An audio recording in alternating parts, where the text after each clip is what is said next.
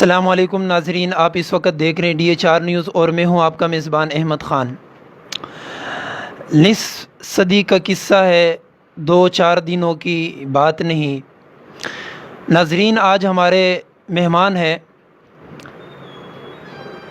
بلدیہ کی جانی پہچانی شخصیت اشرف احوان صاحب، جو کہ کسی تعارف کا محتاج نہیں۔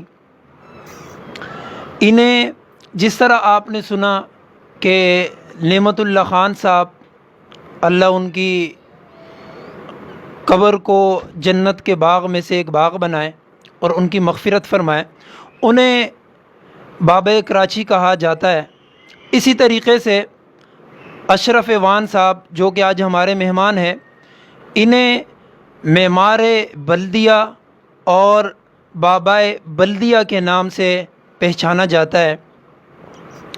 اشرف احوان صاحب جماعت اسلامی کے مختلف ذمہ داریاں بھی سر انجام دے چکے ہیں اور کراچی کے 2 میئر کے ساتھ جو ہے معاون خصوصی کے طور پر بھی جو ہے وہ کام کر چکے ہیں۔ آئیے ناظرین، آج آپ کی جو ہے اشرف احوان صاحب سے آپ کی ملاقات کرواتے ہیں۔ سب سے پہلے DH4 نیوز کی پوری فیملی کی طرف سے اور ہماری طرف سے اشرف احوان صاحب کو السلام علیکم۔ وعلیکم السلام۔ بسم اللہ الرحمن الرحیم۔ میں آپ کا شکریہ ادا کرتا ہوں کہ آپ نے یہاں میرے گھر میں تشریف لائے اور مجھ سے تبادلہ خیال کے لیے گفتگو کرنے کا آغاز کیا۔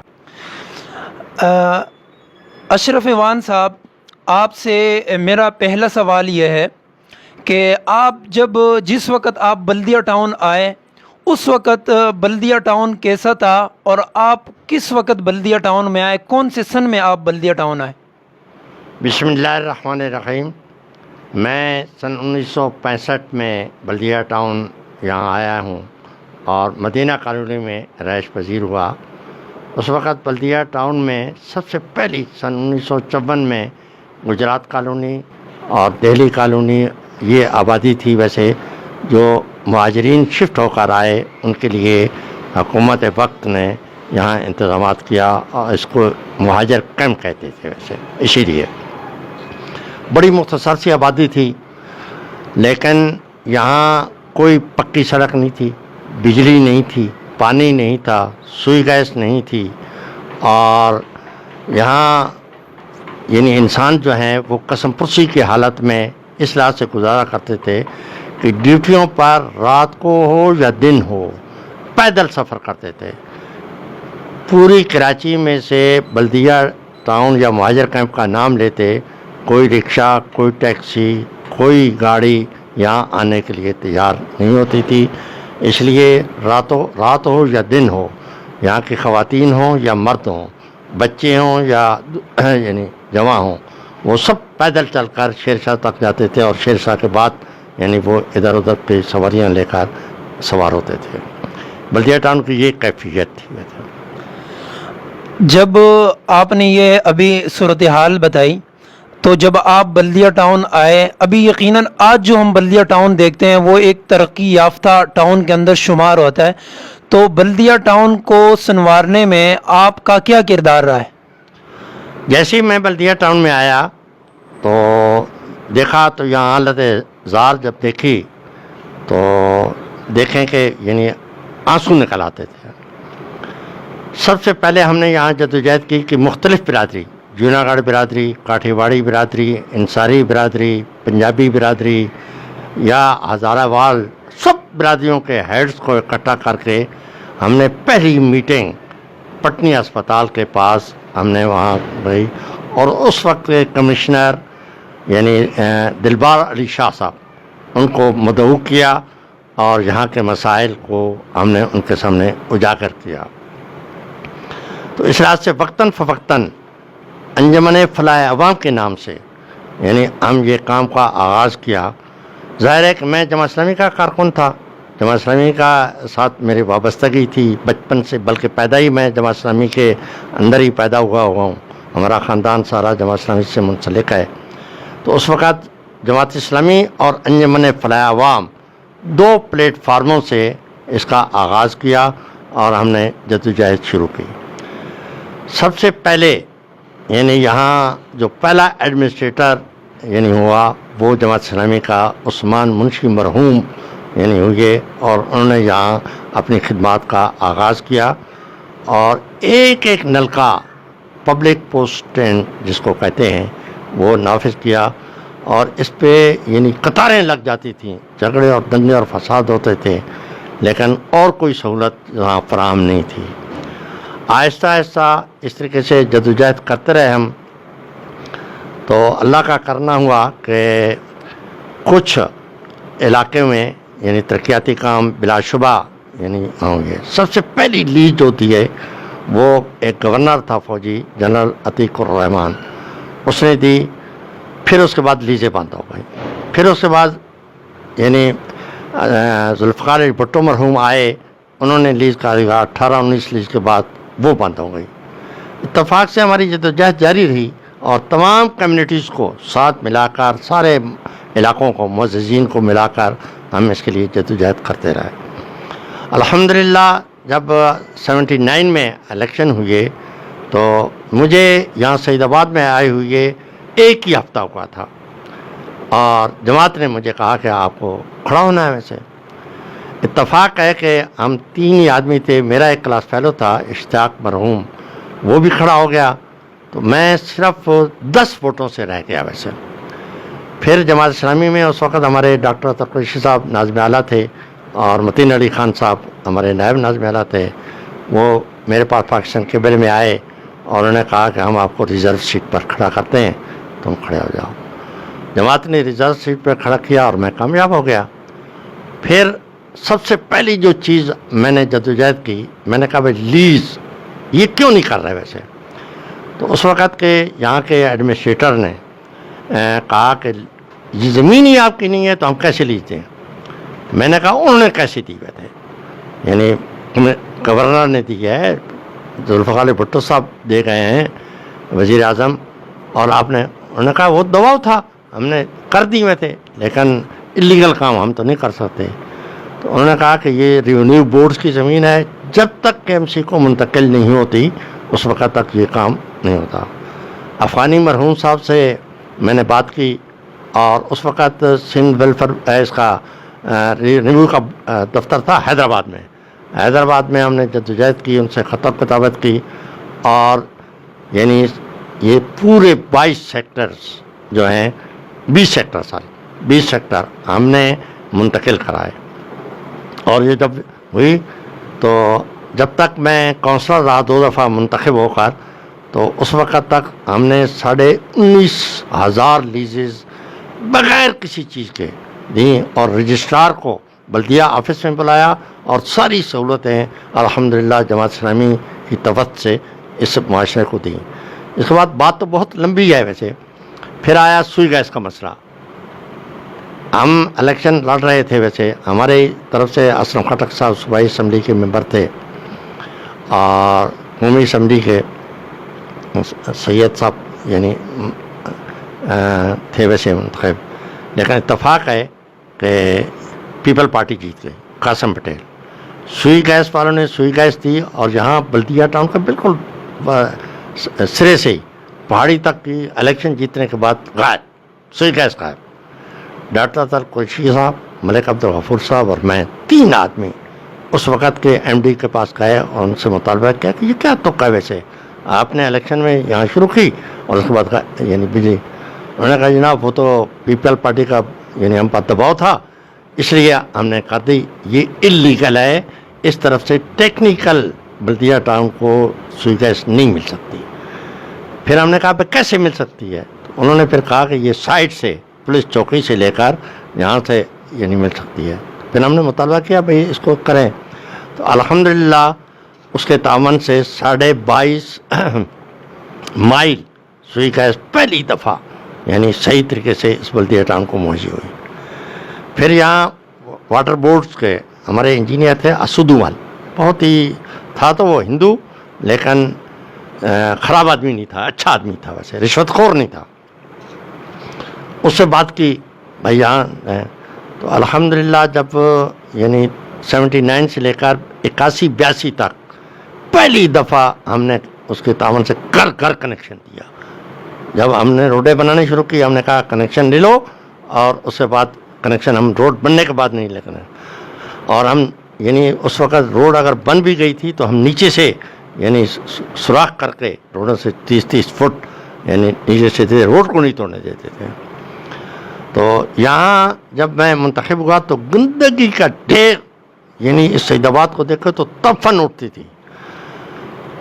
سب سے پہلے میرے پاس سویپر آئے حاضری کے لیے. میں نے کہا بھائی کیوں حاضری کے لیے آیا ہو؟ کہا صاحب آرڈر ہے ویسے. میں نے کہا دیکھو مجھے صرف صفائی چاہیے. صبح میں جب اٹھوں نماز سے واپس آؤں تو سعید آباد مجھے چمکتا ہوا ملے. الحمدللہ 79 سے لے کر یعنی 85-86 تک دنیا کا ہر آدمی, یہاں کے آبادی کا ہر آدمی گواہی دے گا یہ اسلام آباد جیسا چمکتا ہوا بلدیہ ٹاؤن تھا ویسے. اسی طریقے سے پانی, دوسری سہولتیں, روڈز اور ساری چیزیں فراہم کی. پھر اس کے بعد ہم نے کہا بھائی روڈیں بناؤ. تو ہمارے میرے ساتھی تھے ویسے پیپل پارٹی کے کیس مجاہد صاحب, وہ ذرا سینئر آدمی تھے.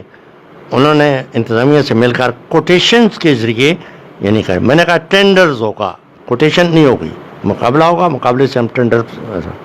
ظاہر ہے ہم ٹینڈر پہ ہیں تو ٹینڈر کے لیے سارے پروسیجر پورے ہو رہے تھے. وہاں روڈیں بن رہی تھیں. لوگ میرے پیچھے پڑ گئے کہ یہ کیا تک ہے, ویسے اس علاقے میں کام ہو رہا ہے یہاں نہیں ہو رہا. میں نے انتظامیہ سے بات کی تو انہوں نے کہا وہ یہ ہے. بہرحال میں نے کہا نہیں, فوراً یہ کام شروع ہو جانے چاہیے, ٹینڈر کھولیں اور میرے سامنے اس کے پروسیجر کو چینج کریں ویسے, اور فٹافٹ منظوری دیں. میں تھے الحمدللہ میں بالکل وسوس سے کہتا ہوں کہ افغانی صاحب کے دور میں جب ابتدا ہم تھی تو سوائے پورے 3 نمبر کے علاوہ کہیں بھی کوئی روڈ پکی نہیں تھی. لیکن الحمدللہ پورے بلدیہ ٹاؤن کی 1 انچ زمین, گلی گلی, روڈ ہم نے سیوریج اور پورے بلدیہ ٹاؤن کو پکا کر دیا. اس کے بعد یعنی ڈچ آئے تھے یہاں کہ ہم اس کو یعنی ماڈل ٹاؤن بنانا چاہتے ہیں. اس وقت میں اس کا قومی اتحاد کا جنرل سیکرٹری تھا. ان سے میں نے یہاں نشستیں کی. انہوں نے کہا ہم ریوالونگ فنڈ دیں گے 2 کروڑ روپیہ اور اس طریقے سے واپس لیں گے. آپ کی جو ایڈمنسٹریشن ہے یا آپ کے جو ملازمین ہیں وہ یعنی بہت زیادہ ایماندار نہیں ہیں, ہمارے ہوں گے. جب ہم نے حساب لگایا تو سود کی مد میں وہ 2 کروڑ تو تنخواہوں کی مد میں وہ ہم سے واپس لے جاتے تھے, اور سود کی مد میں اور زیادہ لاتے ہوئے. انہوں نے کہا ہم تو سود پیسہ نہیں لیتے. افغانی صاحب کے آنے کے بعد ہم نے یہ کہا کہ ضیاء الحق صاحب سے, مرحوم سے, کہ ریوالونگ فنڈ دیں, ہم آپ کو واپس کراچی واپس کرے گا. تو الحمدللہ وہاں سے کام شروع ہوا اور یہ چمکتا دمکتا بلدیہ ٹاؤن ہوتا تھا. اور جدوجہد کے تو بہت سارے طریقے ہیں, مثالیں ہیں, لیکن میں آپ کو صرف مختصر سے بتاتا ہوں کہ بلدیہ ٹاؤن کے عوام سے کسی سے پوچھ لیں کہ 19,000 لیز میں 1 پائی رشوت نہیں چلی, 1 پائی رشوت. اب اگر 10,000 روپے لیز کے ہوتے ہیں تو 60 اور 70,000 روپے رشوت چلتی ہے. ہمارا وکیل کے یعنی پیسے ہوتے تھے, میں نے وہ بھی مار کر کونسلر دستخط کرے گا اور رجسٹرار کو ہم بلدیہ ٹاؤن میں لائے. اب دھکے کھاتے ہیں لوگ, اور اس طریقے سے پھر یہاں سے برتھ سرٹیفکیٹ اور ڈیتھ سرٹیفکیٹ لیاری میں بنتا تھا, اس کو ہم یہاں لائے. تو افغانی صاحب کے دور میں الحمدللہ اس کو ہم مثالی ٹاؤن بنا کر رکھا ویسے. اور ابھی بلدیہ ٹاؤن کے اس وقت موجودہ مسائل کیا ہے اور ان کا حل کیا ہے؟ آپ کیا اس بارے میں کیا سوچتے ہیں؟ بلدیہ ٹاؤن کا کیا, پورے پاکستان کا مسائل. اب یہ اس وقت بڑی سطح پر کرپشن کا یعنی ہم 4-5 سال سے بہت شور سن رہے ہیں, کرپشن ہے, کھا گئے, یہ ہو گیا, سیاستدان بڑے بے ایمان ہیں, سیاستدان کام نہیں کر سکتے, ساری چیزیں ہم سن رہے ہیں.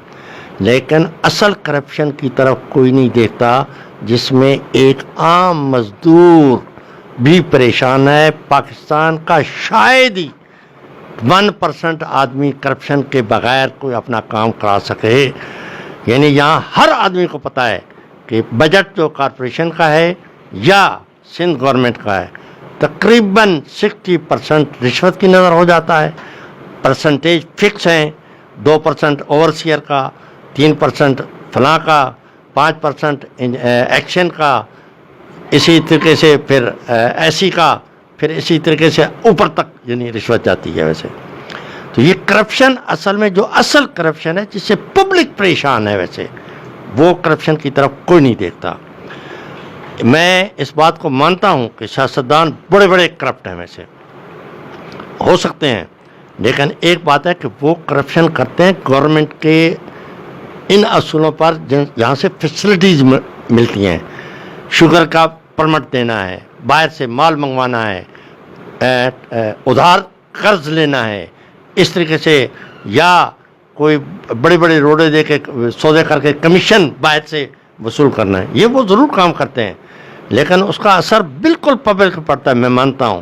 لیکن ڈائریکٹ جس پبلک جس سے پریشان ہے، اس سے کوئی کسی سیاستدان کا سوائے جماعت اسلامی کے کوئی نام لینے کے لیے تیار نہیں ہے. جماعت اسلامی شور مچاتی ہے، پھر دوسرے آدمی پک کر کے آگے بڑھ جاتے ہیں. یہ پبلک کا بھی قصور ہے. میں کہتا ہوں، میں تو ہمیشہ کہہ رہا ہوں،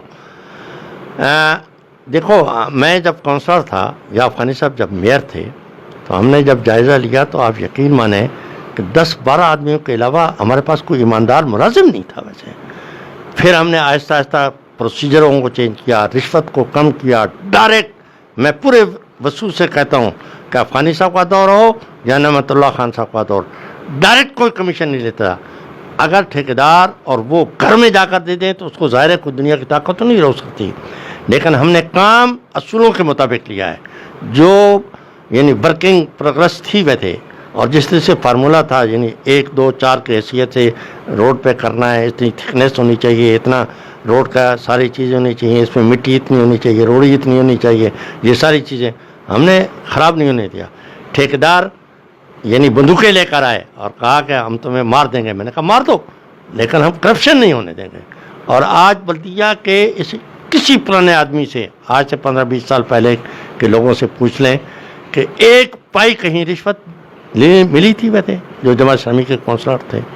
تو اس ملک کا حل صرف یہ ہے، میں صرف جماعت اسلامی نہیں کہہ رہا، دوسرے پارٹیوں میں بھی ایماندار لوگ ہوں گے، ایماندار آدمی کو منتخب کیا جائے، اس ملک کا واحد حل ہے.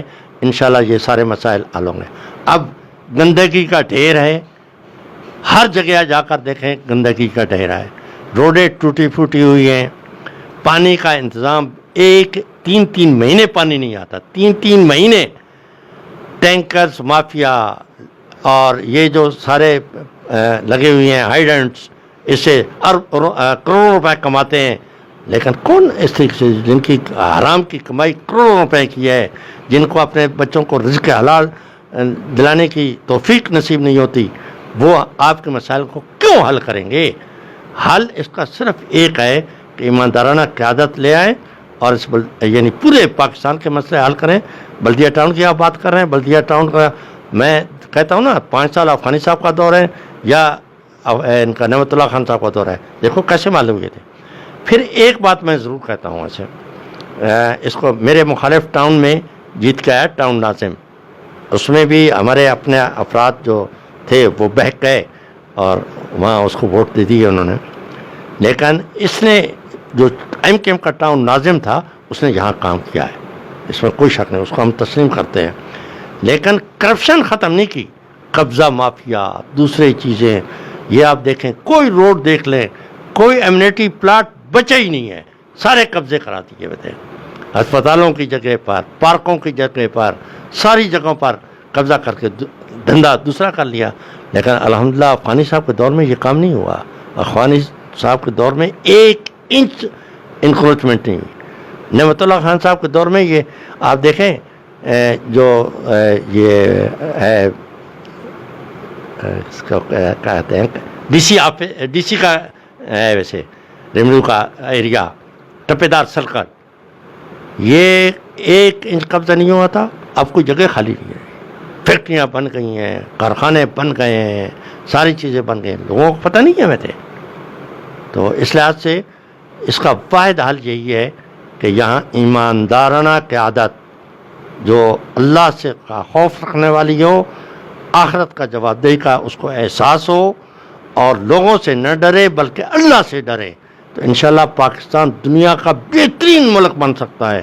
لیکن ہماری بدقسمتی ہے کہ ہم الیکشن آتا ہے، چند نعرے لگتے ہیں، چند کام ہو جاتے ہیں، حلوے بانٹے جاتے ہیں، لوگوں کو یعنی ٹیکسیاں اور کاریں اور جیپیں دے دی جاتی ہیں اور شوشا کر کے وہ جیت کے چلے جاتے ہیں۔ میں کرپشن کے سلسلے میں ملٹری انٹیلیجنس اور انٹیلیجنس کے سارے اداروں کو یہاں دعوت دیتا رہا ہوں اور اللہ کا واسطہ دے کر میں کہتا رہا ہوں کہ ہماری زندگیوں کو چھانو، چھان بین کرو اور ثابت کرو کہ ہم یعنی کیسے لوگ ہیں۔ اس کی مثال میں ایسے دیتا ہوں کہ جب ہم سٹی گورنمنٹ سے آ رہے تھے، یعنی ہمارا آخری دن تھا، تو ملٹری انٹیلیجنس کا ایک فرد مجھے ملا اور کہنے لگا السلام علیکم۔ میں نے کہا وعلیکم السلام۔ اس نے کہا آپ نے مجھے پہچانا؟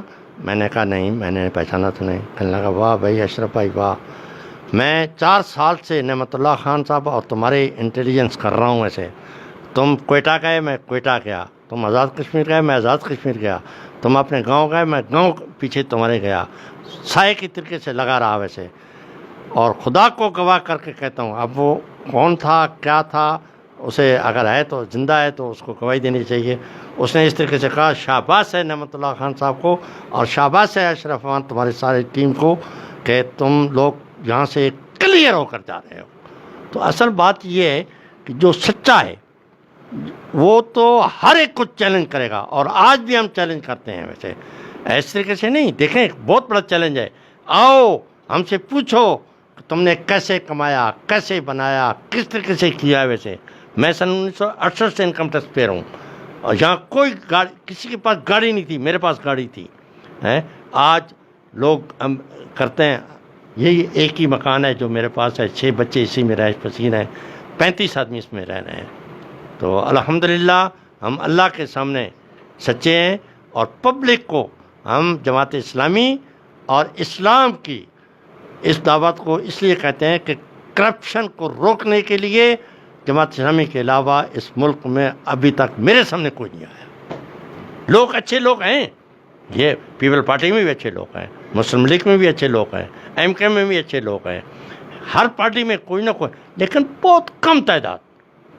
میں سب کو برا نہیں کہتا سیاستدان ہوں، سیاستدان اس ملک کی ریڑھ کی ہڈی ہیں، سیاستدان ہی دراصل اس ملک کو بچا سکتے ہیں۔ سیاستدانوں نے ہی بنایا، سیاستدان ہی اس کو کنٹرول کر سکتے ہیں، لیکن اس خرابی کو، اس کرپشن کو، اس سفارشوں کو، امہ پروری کو، سفارشوں کو، اس کو ختم کر دینا چاہیے۔ ابھی جو آج کے نوجوان ہیں ان کے لیے ہمارے DH4 نیوز کے توسط سے آپ کیا میسج دینا چاہتے ہیں؟ اصل میں نوجوانوں کے لیے تو میرا پیغام یہ ہے، خدا کا واسطہ ہے آپ یعنی دنیاوی ساری تعلیم کو یعنی اس طریقے سے کریں، ویسے یوز کریں، اپنے ٹیلنٹس کو بڑھائیں، لیکن اس ساری تعلیم کو قرآن و سنت، قرآن کے آئینے میں دیکھ کر مسلم کی حیثیت سے اس کو پڑھیں اور ترقی کریں۔ پاکستانی نوجوانوں میں ٹیلنٹ کی کوئی کمی نہیں۔ اگر آپ کہتے ہیں تو میں 2 مثالیں آپ کو دوں گا ویسے، تو آپ کو پتہ چلے گا کہ کیا۔ یہاں ایک بچہ تھا جو کہتا تھا کہ میں یہاں زمین پر بیٹھ کر اوپر اڑتے ہوئے ہوائی جہاز پر درست کر سکتا ہوں اس کی کمزوریوں کو۔ یہاں اس کو دھکے دے کر باہر نکال دیا گیا، کوئی جاب نہیں دیا گیا۔ پھر امریکہ اور برطانیہ نے اس کو آفر کیا، اس نے کہا غیر مسلم کی میں خدمت نہیں کروں گا، وہ برونی چلا گیا۔ میں اس کا گواہ ہوں ایسے۔ اسی طریقے سے ڈاکٹر عبدالقدیر صاحب کیا ہو رہا ہے ویسے، یعنی ہم بالکل کہتے ہیں اسحاق صاحب، یعنی بھٹو صاحب مرحوم ہیں جی، اور نواز شریف، انہوں نے ضرور کام کیا ہے، لیکن اصل تو ڈاکٹر قدیر نے ٹیکنالوجی لائی ہے ویسے۔ امریکہ نے پرانی تصویریں دکھا کر ان کو قائل کیا کہ یہ ڈاکٹر قدیر صاحب، اور اس کے ساتھ محسن پاکستان کے ساتھ جو اس وقت سلوک ہو رہا ہے، تو مجھے آپ بتائیں کون آگے نوجوان بڑھے گا ویسے۔